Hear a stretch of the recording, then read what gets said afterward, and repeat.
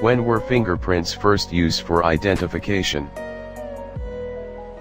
The fact that human being had ridges on their fingertips, and that these were different for each person, was known even to prehistoric man. There are ancient Chinese tablets on which fingerprints appear as a way to identify the author of the tablets. So we can say that fingerprints have been used for personal identification for at least 2000 years. But there is a difference between knowing that man makes individual fingerprints, and organizing this information in a scientific way. The first important contribution to the science of fingerprinting was made by Marcello Malpighi in 1686. Malpighi, an Italian anatomy professor, studied the ridges of fingertips under a microscope.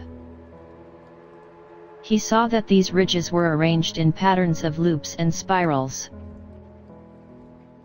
Fingerprints were first used officially in Europe to identify prisoners in 1858.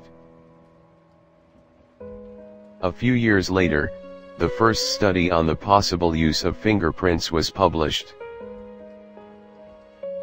This study described a method of taking prints by using a thin film of printer's ink, a method that is still used today. In the 1880s, Sir Francis Galton, an English scientist, began work on a system for classifying fingerprints. Some years later the system was simplified by Sir Edward Henry, a London police commissioner. Soon after that, fingerprints were being used almost everywhere as a means of identification and crime detection. Did you know that in many hospitals today the footprints of babies are taken shortly after birth?